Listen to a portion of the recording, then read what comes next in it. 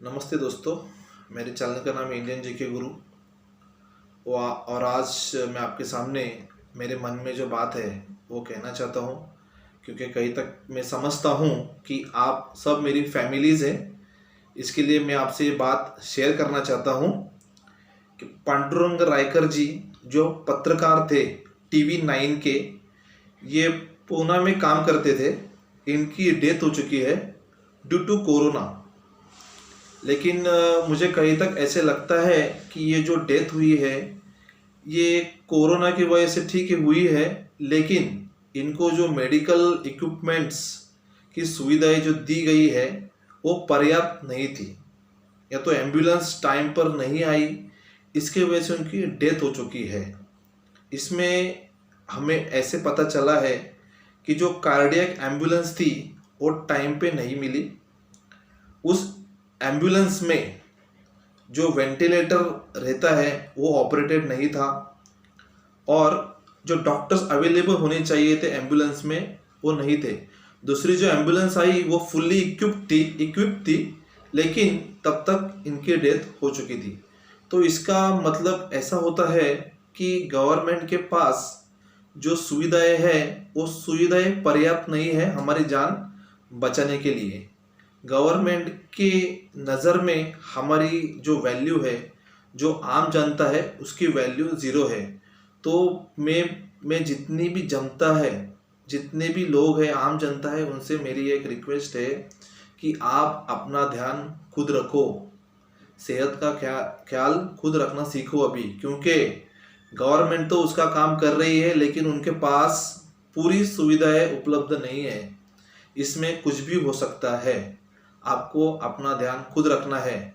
जहाँ तक government hospitals है सवाल है, वहाँ कितनी अच्छी सुविधाएं मिलेंगी हम बता नहीं सकते। इसके ऊपर जो प्राइवेट हॉस्पिटल्स है उनके पास अगर आप जाते हैं तो वहाँ 10-10, 15-15 लाख के बिल होते हैं, जो कि हम सामान्य जनता नहीं भर सकती, अफोर्ड नहीं कर सकती।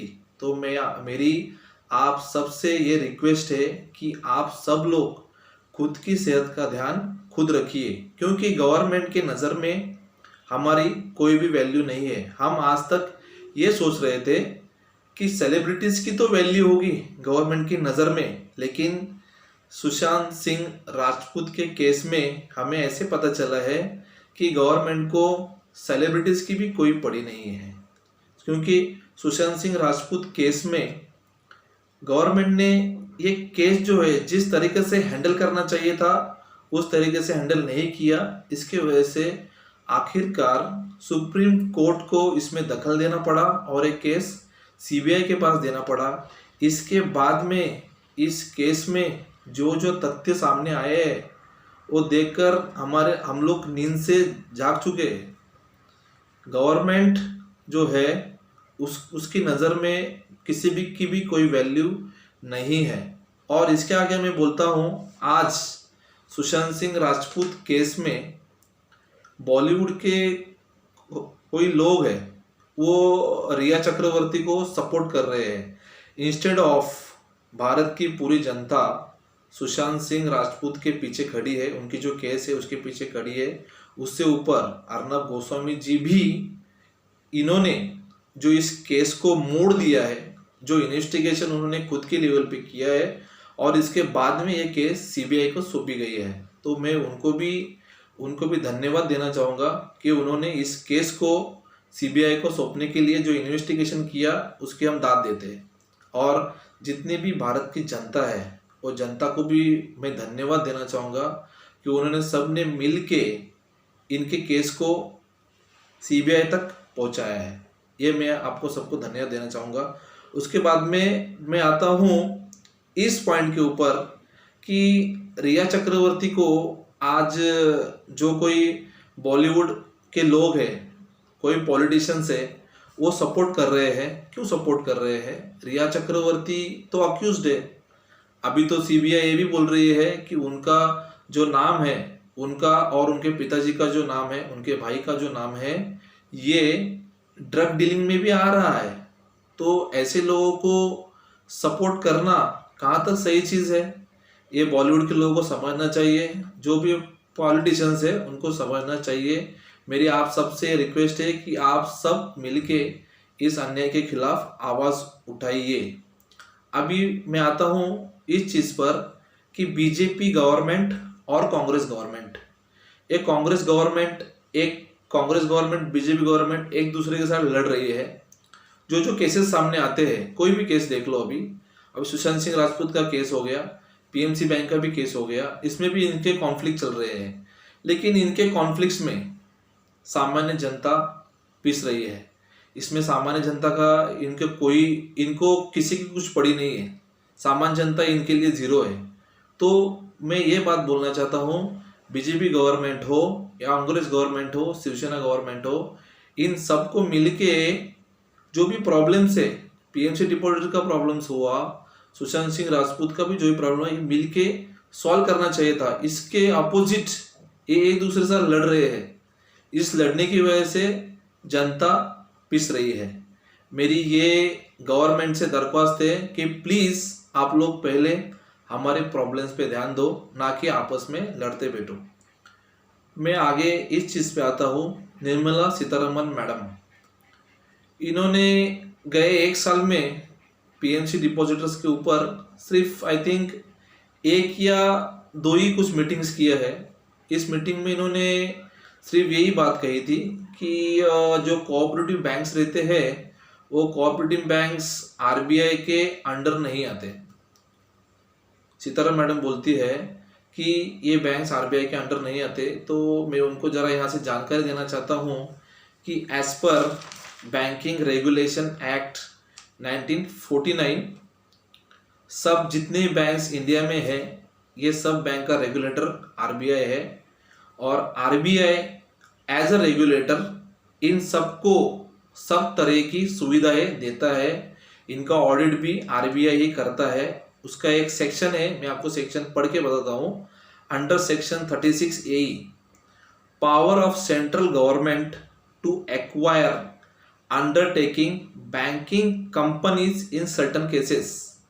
इसका मतलब ये होता है कि अगर किसी बैंक में किसी तरह का फ्रॉड होता है, कुछ प्रॉब्लम होता है, तो सेंट्रल गवर्नमेंट उसको अपने अंडर ले सकती है। आगे का जो सेक्शन है 36AF, ये कहता है कि कौन से भी बैंक होने दो, अगर उसमें कोई प्रॉब्लम है तो सेंट्रल गवर्नमेंट और आरबीआई उसको स्कीम दे सकती है, रिस्ट्रक्चर भी कर सकती है। उसके आगे का आपको सेक्शन आपकी जानकारी के लिए बताता हूँ मैं। सेक्शन 45D, इसमें स्पेशली कहा गया है अगर किसी बैंक का प्रॉब्लम होता है तो आरबीआई और सेंट्रल गवर्नमेंट उनको जल्द से जल्द कॉम्पेंसेट कर सकती है। एज अ आरबीआई रेगुलेटर उनको कॉम्पेंसेट कर सकती है। और एक बात मैं आपको बताना चाहता हूँ कि सेक्शन 45 के under power of reserve bank to apply central government for suspension of banking business to prepare of restructure and amalgamation of any bank in India. अगर किसी बैंक को प्रॉब्लम है, उस बैंक में फ्रॉड हो चुका है, बैंक बंद होने के कगार पर आई है, तो आरबीआई सेंट्रल गवर्नमेंट को ये लेटर लिख के उसको रिस्ट्रक्चरिंग और अमलगमेशन के लिए बता सकती है। तो ये सब चीज़ें हैं। इन चीज़ों में से मुझे ये समझ में आ रहा है कि गवर्नमेंट हमारे जो प्रॉब्लम्स है वो सॉल्व करने में इंटरेस्टेड नहीं है। और मुझे और भी एक चीज़ लगती है कि गवर्नमेंट को मिडिल क्लास पर्सन या तो आम जनता, इनके लिए कोई भी संवेदना नहीं बची है। तो मेरी आप सब से, जितने मेरे पीएमसी डिपॉजिटर्स होंगे, आम जनता होगी, जनरल पब्लिक है, उनसे मेरी एक ही रिक्वेस्ट है, आप सब मेरी फैमिलीज़ हो। मुझे ऐसा लगता है कि आपके घर में कोई भी अगर बीमार होता है, कुछ प्रॉब्लम होता है, तो आप घर में चुप मत बैठिए, उसका इलाज प्रॉपर करवाइए। क्योंकि इस कोविड-19 की जो बीमारी है वो बीमारी इतनी भी सादी नहीं है, इसमें कुछ भी हो सकता है। आप लोग अपना ध्यान रखिए और अपने जो फैमिलीज़ है उनका भी ध्यान रखिए, ये मेरी आप सबसे रिक्वेस्ट है। और अगर आपको ऐसा लगता है कि आप मुझे कुछ सुझाव दे सकते हैं तो मेरे कमेंट बॉक्स में लिखिए और मुझे बताइए कि मैं इसके आगे किस चीज़ के ऊपर वीडियो बना सकता हूँ, किस बातों के ऊपर वीडियो बना सकता हूँ। आपका सुझाव मेरे लिए बहुत ज़रूरी है। और अंत में मैं ये बोलता हूँ कि कोई भी स्ट्रेस मत लो, स्ट्रेस में मत जाओ, अंत तक लड़ो, आखिर में जीत हमारी ही होनी है। जय हिंद, जय महाराष्ट्र।